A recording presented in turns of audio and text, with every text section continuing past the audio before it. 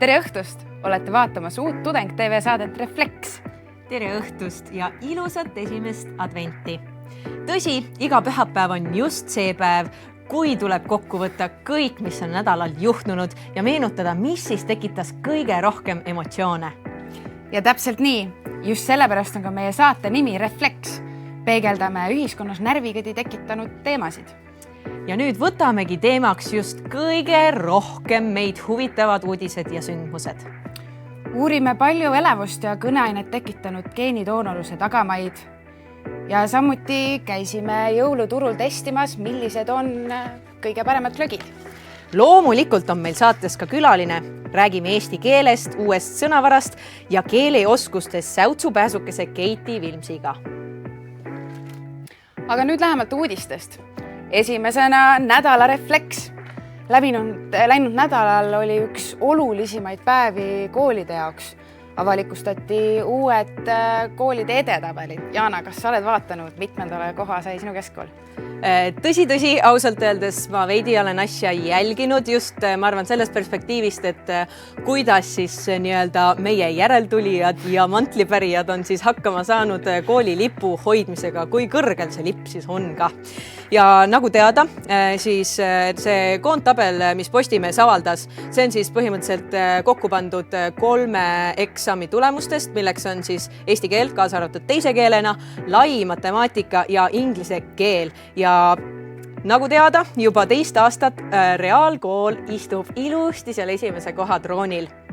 Aga on see tõsi, et sina käisid Treffneris? Ja sina vist Prantsuse lütsemis? Absoluutselt, nii ta on. Treffner see aasta siis tuli 2. kohale, Inglise kolledž 3. Gustav Adolfi gümnaasium 4. kohale ja Prantsuse lütseum 5. See ei ole vist sellega väga rahul. Tead, veidikene valmistab võib-olla natukene pettumust, sest et just minu rebased olid need, kes sellel aastal selle tulemuse koju tõid ja teadagi Treffner, lütseum ja reaalkool on just need 3 kooli, mis on alati selle esikolmikus omavahel võidelnud. On küll minu ajal ka, see tekitab juba omavahel siukest võistlusmomenti. Eks talle õpilaste vahel vist tekib natuke pingeid ka selle kooli edetabeli pärast ju. Jaa. Kui juba linna peal näed reaalgümnaasiumi õpilast, siis ja samas kui mind nähti, siis oli samamoodi, see on mingi treffnerist. Tead, ma loodan, et meie vahel mingit pinget see koolide erinevus ei tekita. Ja meie nädala refleks, selleks on siis PÖFF. Täna on viimane päev, millal siis leida oma kari. Jah. Ehk siis PÖFF lõpetab selleks aastaks. Ja, ning välja on antud ka juba auhinnad. Selle aastase Grand Prix sai Ruben Mendoza Uittav tüdruk. Kusjuures sel aastal käis PÖFFil üle 80 000 inimese. Kas sina, Hilari, oled ka selle 80 000 seas? Kahjuks ei ole, sellel aastal jäi mul ta vahele, aga mul on meeletult hea meel kuulda, et lugesin õigemini, et paljud sellest filmid jõuavad päris tavakinode ekraanile näiteks. Kus üks Kreeka režissööri Jorgos Lantimose film Soosik, mis on siuke hullumeelne, natuke absurdkomöödia, täis roppusi, veidrusi ja seksuaalseid pingeid, et see jõuab meile kinodesse. Seal on Rachel Weisz, Emma Stone ja Olivia Colman, kes mulle väga meeldivad. Tead, ma tean mitmeid teisigi väga häid filme, mis on PÖFFilt jõudnud kinoekraadile. Näiteks üks minu lemmikfilme läbi aegade on Whiplash. Ja seda olen ma vist ka näinud just tänu sellele, et kui ma veel gümnaasiumis käisin, siis minu klassijuhataja otsis meile alati just need kõige paremad piletid välja. Ja tänu sellele olen ma tegelikult üsna palju isegi PÖFFil käinud. Aga ausalt öeldes viimased aastad on vahele jäänud sellepärast, et tead, nii raske on pileteid saada. Ja, tõsi. Aga kirjutage ka teie meile oma PÖFFi kogemustest ja miks teie jalakesed sel aastal PÖFFi kinoekraani ei jõudnud. Just nii. Uueks teemaks on aga nädala ehmatuse refleks. Nimelt te olete kindlasti märganud kõik Facebookis imelikke, hullumeelseid evente, imelikke pealkirjadega. Ma ei tea, kas minul on ääretult halb huumorisoon, aga minu arust need ei ole väga naljakad. Ma ütlen sulle ausalt, ma olen neid üritusi väga-väga palju Facebookis näinud ja alguses, kui ma esimesed paar korda neid üritusi nägin, siis oli isegi naljakas, sest et see oli kuidagi nii lihtlabane ja noh, mis seal kõik nagu öeldud on, ala mingi lükkame Jüri ratta ümber ja mõskik veel, aga see on natuke käest ära läinud ja ma ütleks, et selle võib liigitada juba eelmise sajandi naljade alla. Noh, ma ei tea, nagu näiteks sõidame Titanicuga läbi Riigikogu. Ja või täpselt lükkame Kaarsilla teistpidi või toome Eiffeli torni Raekoja platsi Kuuse asemele. Mulle veel meeldis seega, ütleme ülemiste vanakesele, et Tallinn on valmis. Ja kuidas see ikkagi on midagi huvitav või põnev? Ma ikka aegalt mõtlen lihtsalt, ma ei saa aru.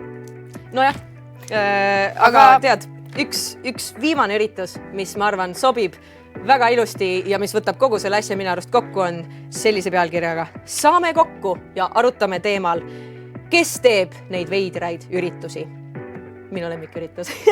Nüüd, sest minu oma ka. Aga edasi ma nüüd annaksin siis kogu mikrofoni, kogu kõne nüüd sulle edasi, sest et ma tahaksin natuke lähemalt kuulda droonide mängust. Mis siis selle droonide mänguga toimub? Ma kuulsin, et välja tulemas on uus hooaeg. Ja uus ja viimane hooaeg. Tegelikult ju on ta kirjutatud droonimänge George Martini raamatu põhjal, millest tegelikult viimast osad pole välja tulnudki. Minu jaoks on esmalt, ma olen tõesti aus, truu ja lojaalne Game of Thronesi fänn. Mina vaatan rohkem Luciferi ja Suitsi ja sellised. Seal on juba see, George Martin on selle meisterlikult kirjutanud. Iga lause on eesmärgiga, iga sõna lauses on kindlalt läbi mõeldud, mismoodi, kuhu ta on asetatud, sest lugedes näiteks 4. osa, saad sa üks hetk aru, et esimeses raamatus oli juba hindsight sellele samale 4. raamatule, kes lihtsalt ei osanud seda välja võtta, kuid rääkides nüüd uuest hooajast, mis tekib. Kui keegi küsiks minu käest, kas mina roniks ikka kraana otsa, et saaks ühe pildi võtteplatsilt, siis ma võib-olla isegi roniksin, seepärast et mind nii meeletult huvitab, mis saab 5. osas täpselt, me ei tea, mis raamatus hakkab toimuma, aga HBO on see aastal näinud meeletult vaeva, et ükski stsenaarium välja ei lekiks, et ajakirjanikud, kõmmufotograafid ei saaks võtteplatsidele ligi, samuti tehakse libastseene, et juhul kui ka pääsetakse ligi, siis ei tea fännid, millised on päris ja mis tegelikult toimuma hakkab. Kuid ennustusi on palju, nagu näiteks see, et Jon Snow saab uueks Night's Kingiks. Nagu teada, siis paljud kindlasti teavad. Esimene Night's King oli Starkide pereliinist ja droonide mängus on sugupuu ja geneetika nii-öelda väga oluline alati olnud. Nüüd oli üks tuttav sõna, mis ma sealt kohe ära tundsin, geneetika. Ja see on väga põnev, sest et kusjuures geneetika teemal me ka jätkame. Kas tõesti? Tõenäoliselt ei ole mitte ühtegi eestlast, kes ei teaks mitte midagi geenidoonorlusest. Eestis on juba tänasega ligikaudu 80 000 geenidoonorit. Kas sina oled ka geenidoonor? Ja, käisin paar kuud tagasi alles, aga täitsin oma kodanikukohustust ja ise ka hea meel teada saada pärast, mis toimub. Kas sina käisid? Ja, kusjuures hiljuti käisin, aga kas sa oled ka mõelnud sellele, et sa annad ära oma isiklikud terviseandmeid ja kas sind on huvitanud, kuidas siis üldse neid kasutatakse, mis nendega peale hakatakse? Ma arvan, päris kindlalt ei saa seda nii või naa nüüd üheselt öelda, aga mind endiselt huvitab teada saada, mis sealt võib tulla. Aga seetõttu käisime ka meie reporteriga uurimas geenidoonorlusest selle tagamaid ja miks minna või miks mitte.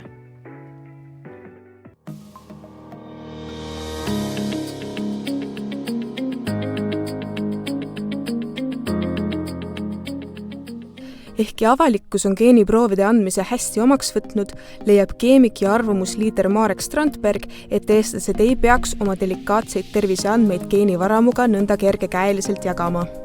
Kui proovil võib olla mõningane kommertsväärtus, siis võivad äriühingud saada seda anonüümset infot geenidoonorite kohta. Kommertsväärtus, kõikvõimalike farmaatsiatööstuste jaoks, see ongi peamine väärtus, seal ei ole mingit kultuurilist väärtust, see ongi kommertsväärtus. Täna kehtiva inimgeeniuuringute seaduse järgi kuulub koeproovi, terviseseisundi kirjelduse ja teiste isikuandmete ning sugupuu omandiõigus Tartu Ülikoolile.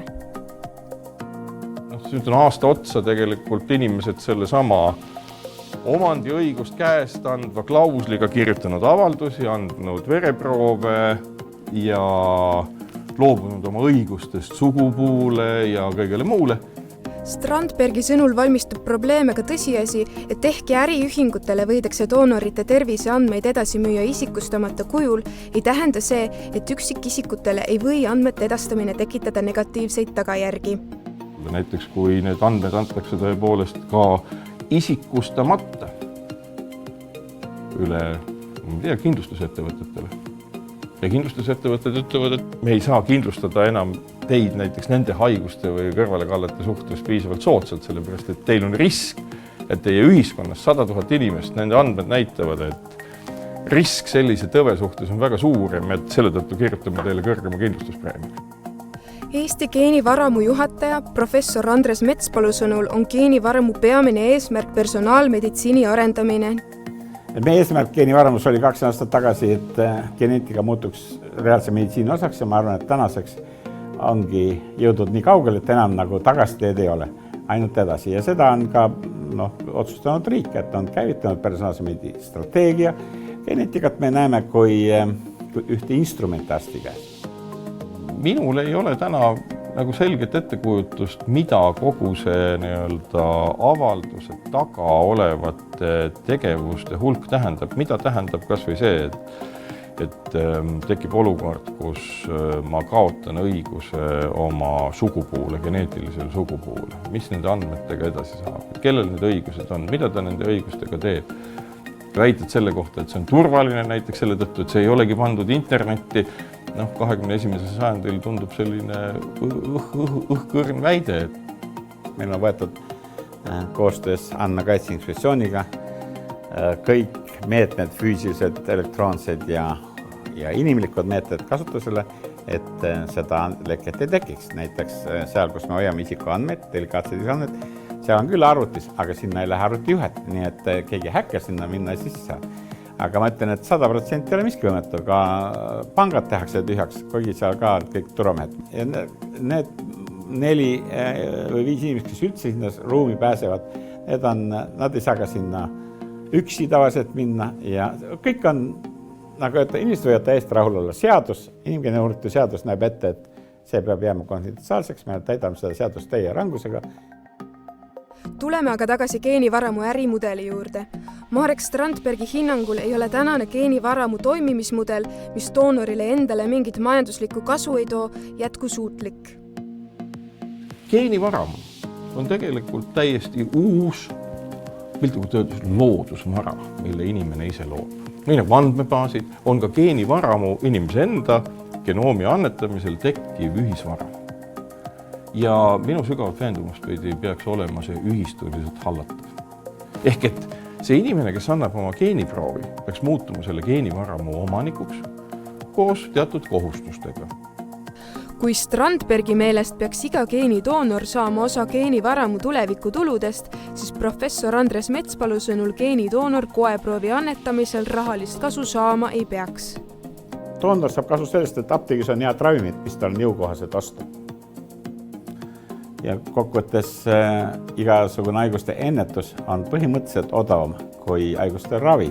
Kõik on entusiastlikult löönud kaasa ja saavad aru, et see on niisugune projekt, mis on ajalooline projekt, mis viib Eesti absoluutselt teisi ajastusse, personaalse meditsiini ajastusse ja ma arvan, et selle nädala lõpus on meil 80 000 täis juba ja on jäänud veel siis umbes 5 nädalat. Ja ma arvan, et 100 000 me saame täis. Kuigi skeptikute sõnul on geenivaramu andmekaitse potentsiaalselt ebaturvaline ning geenidoonorite delikaatseid isikuandmeid võidakse hakata äriettevõtetele müüma, on geenidoonorluse kasud nii riiklikule meditsiinisüsteemile kui üksikisikutele oluliselt kõrgemad kui võimalikud kahjud. Täpsemast ning personaliseeritud ravist ning haiguste ennetamisest võidavad nii keskmine eluiga, riigi SKP kui tervishoiupoliitika.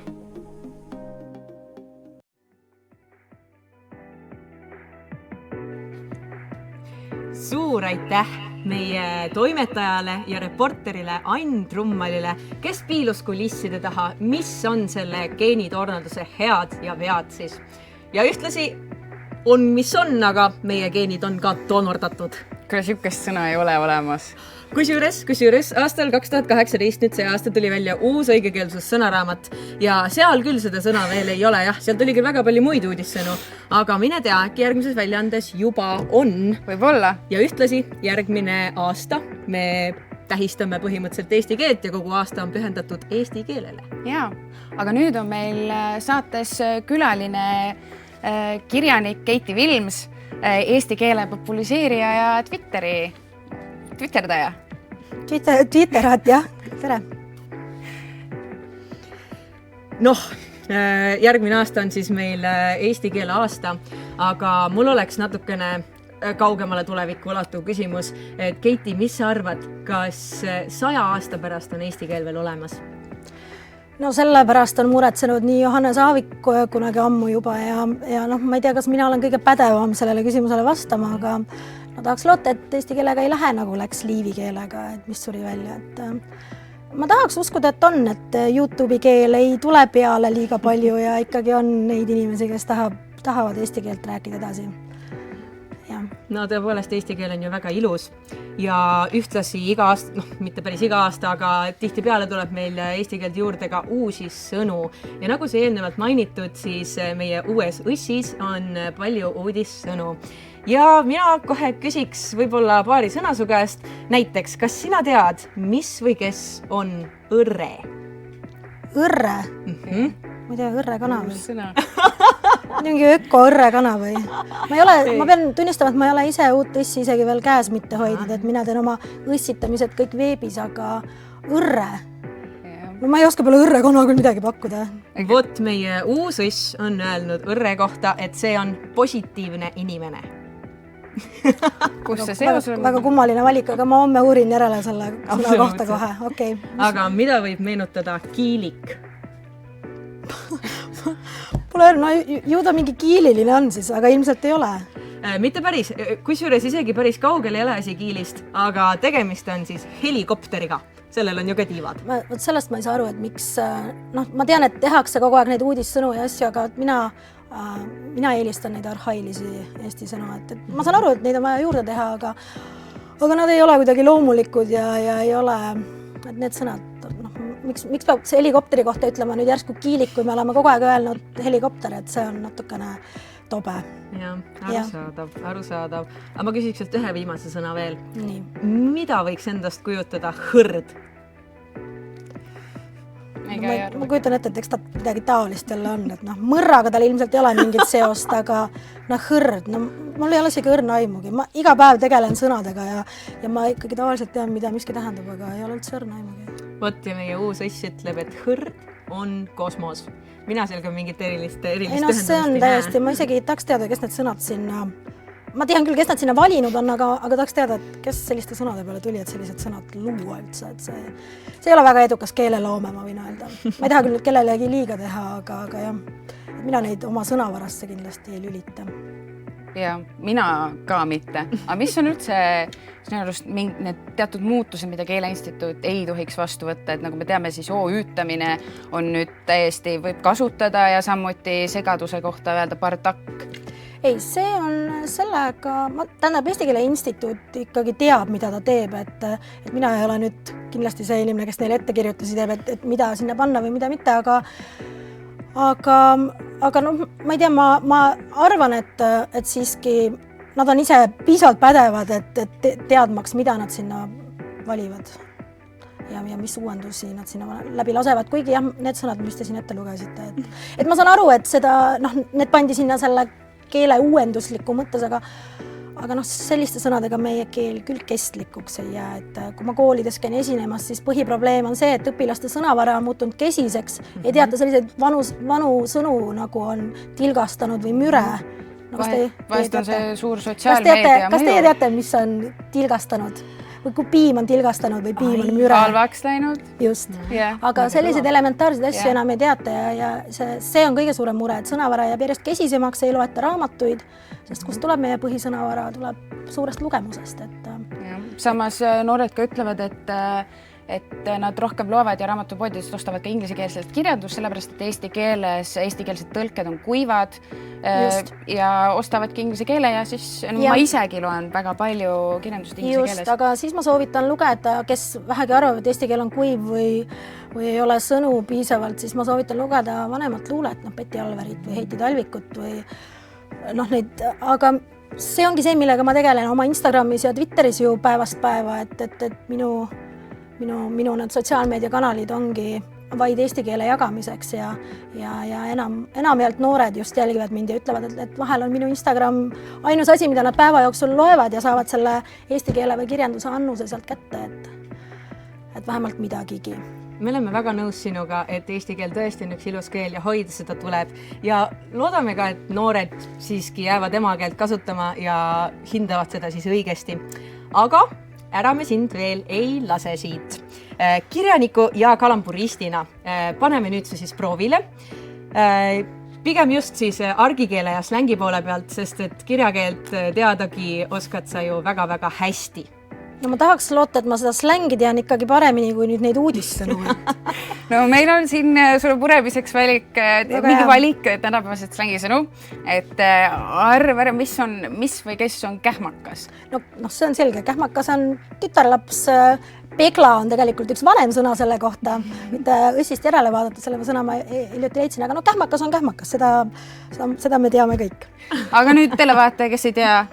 No ta ongi siis üks tütarlaps, kes on, ma ei tea, kas kahtlaste elukommetega või siis midagi sellist.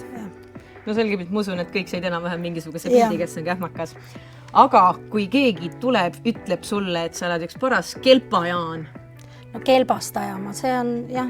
No kelbas on selline... Ma tean neid sõnu kõiki ja ma kasutan kusjuures kelpaajamist, ma ise ajan kelbast pidevalt, aga neid niimoodi lahti seletada on väga maru keeruline. No sellist lolli juttu ajama, ütleme nii. Aga just kelpajaan? No kelpajaan ongi selline loll jutt. Lolli juttu aja või nõme inimene? Jah, nii. Aga rämmar? No rämmar on pidu. Ma olen 5 miinuse ise suur fänn, et rämmarit ma tean. No siis ei saa siit tummatahaneks. Jah, aga no kui ma olen ikka väga tiltis, siis mis ma Tiltis, no see tuleb inglise keelest, tilt on ju kaldus olema, nii et ilmselt purjus siis. Kusjuures Lääbakel purjus. See oleks loogiline pakkumine, aga üldiselt noored kasutavad sõna tiltis tänapäeval rohkem väljendamaks siis viha, et nad on vihased, ma olen väga tiltis millegi peale, miski ajas mind väga närvi. Seda ma tõesti ei oleks osanud aimata, jah. No siis midagi uut. Nii, väga hea. Aga aitäh, Keiti, ma lõpetuseks küsiksin, mis on sinu arust üks eesti keeles ilusamaid sõnu? Ma kartsin, et seda küsitakse, seda mult iga kord küsitakse, aga ma kunagi ei oska ühest vastust anda, aga no võtame sellise, ma ei tea, ilusa sõna nagu igaviku pikkune. Ilus pikk sõna ja ilus eesti keel. On tõesti. Sellel ilusal toonil jätkame ka meie järgmise teemaga. Täna on meil esimene advent ju. Jõulumeeleolu on igal pool üleval ja mitteametlikult on jõulud juba ammu käimas. Nimelt jõuluturud on Raekoja platsis, jõuluklögi saab osta. Oled sa ka seal lainel? Tead, enne kui me lähme selle jõululaine peale täielikult, siis mina arvan, et oleks õige aeg anda kõigile üks väike surakas motivatsiooni. Nimelt, igal nädalal on meil saateks siis valmistatud ette motivatsiooniminut, kus üks inspireeriv inimene jagab nippe, kuidas ületada raskused ning ikka kindlalt edasi oma unistuste poole püüelda. Ja täna jagab oma mõtteid noor ajakirjanik Jakob Rosin. Minu nimi on Jakob Rosin, mina töötan Raadio 2 hommikuprogrammi saatejuhina, eriti just reedeti, sellepärast et siis on hommikuprogramm ägedam, me juhatame sisse nädalavahetuse ja alustame selle kõige ägedaga, mis sisaldub reedes, laupäevas ja pühapäevas. Mulle meeldib minu töö, tegelikult on neid 3 tükki vist vähemalt, kus ma töötan ja need kõik on hästi huvitavad, iga päev on seal eriline, seal ei kordu mitte miski, seal ei teki rutiini ja see ongi ma kõige ägedam asi, mis selle juures on. Mulle meeldib mõelda asjadest positiivselt, mulle meeldib leida asjadele ennem positiivne lahendus, kui ma hakkan mõtlema, et mida halba sellest võiks tulla. See on see igavene häda mul elus, et kui keegi midagi tahab, siis ma pigem ütlen jaa ja siis ma hakkan pärast mõtlema, et kuskil aega ka on või kas ma saan üldse teha seda asja. Ja siis kokkuvõttes tuleb välja, et ikka saab kuidagi. Miks peaks halbadest asjadest rääkima? Eks kõigil on halbu asju, aga selles suhtes need loodetavasti kunagi lahenevad parem lähiajal kui kaugemas tulevikus. Aga raha võiks alati rohkem olla näiteks.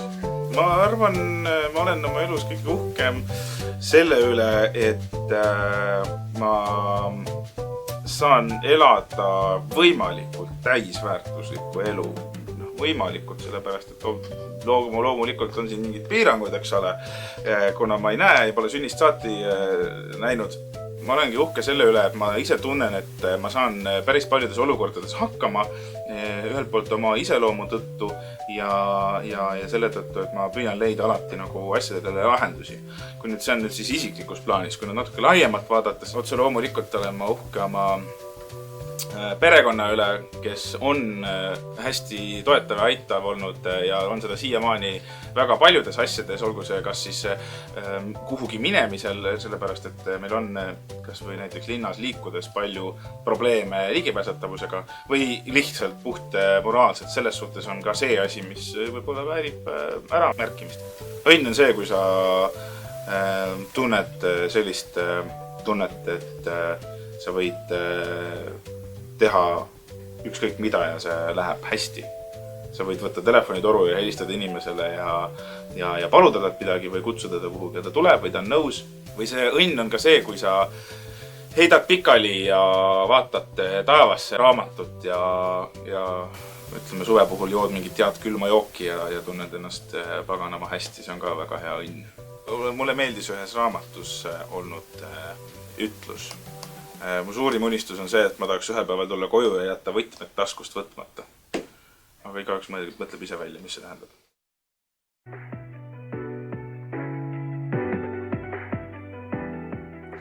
Suur aitäh Jakobile tõeliselt inspireerivate sõnade eest. Uuel nädalal uus inimene, uued mõtted. Kõik on uus detsembrikuus. No aga okei, nüüd siis lähme sinna jõululainele. Kuidas sul selle jõulumeeleoluga on? Kas on juba jõulud hinges? Nad ei ole veel päris hinges valmis, aga õige pea, siin paar nädalat tagasi mul tekkis esimene isu verivorstide ja kõrvitsa järgi. Mul vanaema saatis Tartust siukse laadungi kõrvitsaid, et ma arvan, et mul on terveks talveks lihtsalt kõik klaar olemas lihtsalt. Aga jõulutule jaoks mul vaja patareisid osta ja mingeid jõulukingitusi ma juba vaikselt meisterdan, nii et ma jõuan sinna. Kuidas sina? Tead, kui sa rääksid siin nendest jõulutoitudest, siis minul on igal juhul hapukapsalõhn juba ninas.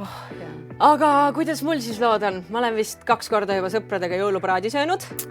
Ma olen 3 jõulufilmi juba ära vaadanud. Ühte käisin kinos vaatamas, see oli Grinch ja see oli päris hea. Meeldis?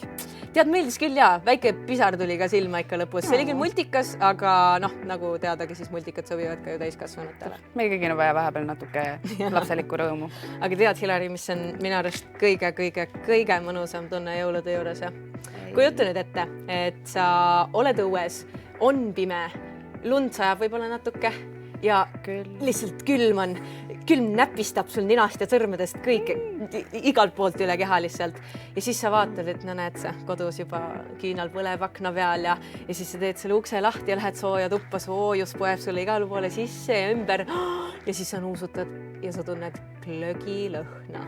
Või sa ei lähe üldse koju, vaid sa kõnnid hoopis mööda vanalinna Raekoja platsini, jõuad jõuluturuni ja seal ootab sind meeletu valik jõuluglögisid.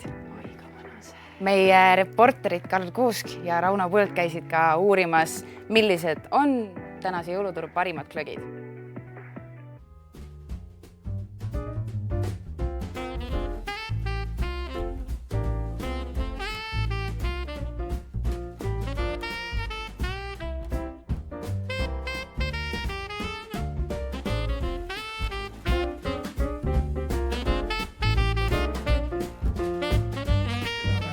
Hakkame proovima neid glögivalikuid, mis meil täna on. Vaatame, missuguse kõige jõulusema tunde meile toob. Aga tee oks lahti. Mina alustan sellest jõuluvana topsist ja vaatame, kuidas see maitseb. hästi magus, väga magus. Aga samas ilus tops. Ilus tops, aga võib-olla see tops ei päästa kõike, mis siin sees on. Nüüd ma liiguks, mis siin topsis on? Ei tea, kui suures. Meie oma Eesti muusikatest tehtud glögi.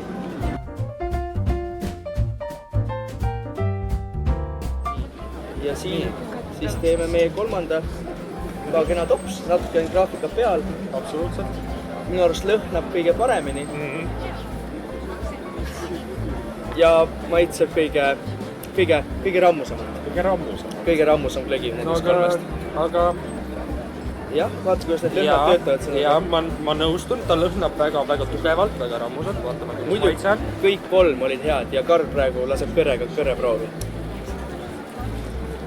Ta on väga hea, ta on väga tugev. Ta on palju tugevam, kui ma tavaliselt olen harju. Ja tõsi, aga kas glögist sa tahad seda tugevust või sa tahad pigem seda jõulusust? Kui ma tahan jõulusust, siis kindlasti see on see, mille juurde ma lähen. Sest ta on väga mõnusa spice'iga, ta on siuke mõnus. Võib-olla see keskmine on juba minu lemmik, nii et äkki Karl tuleb muga kaasa selle mõttega. Aga ei tule, sest viimane on vaieldamatult minu lemmik. Ta on õunane, kaneeline, kõik, mida ma jõuludes tahan. Vaieldamatult minu lemmik. Aga mis me kokku võtame siin? Topsid on ilusad. Topsi võitja oleks mul see. Nõus. Jõuluvana Tommu Nõrko. Nõus, ta on veidi meie mõlema nägu, ma ütleks. See annab kindlasti plusspunkte meie seisukohalt. Aga maitse ja lõhn. No, kui ma seda nuusutasin, siis mul tuli jõulud meelde. Mul oli 24. detsember õhtusööma, et kõik tuli mulle just meelde. Ma arvan, et mina annaks lõhnaauhinna sellele keskmisele, sest sealt tuli mõnusalt seda sellist ingveri, spice'it, aroomi, aga segatuna nende marjadega see oli nii perfektne. Kuna ma arvestan nii mustikaid kui ka mandleid ja see lõhnas hästi ja see maitses veel paremini, siis ma leian, et siit jõuluturult on see kõige parem valik. Ehk siis siin jõuluturult tõepoolest saab head glögi. Ma nõustun, et saab head glögi, aga minu jaoks oli vaieldamatu lemmik just see. Midagi lihtsalt. Absoluutselt, midagi lihtsalt, midagi jõulust. Suurepärane, aga eks need lõpuni juua, sest siin on päris küll. Asub asja kallale.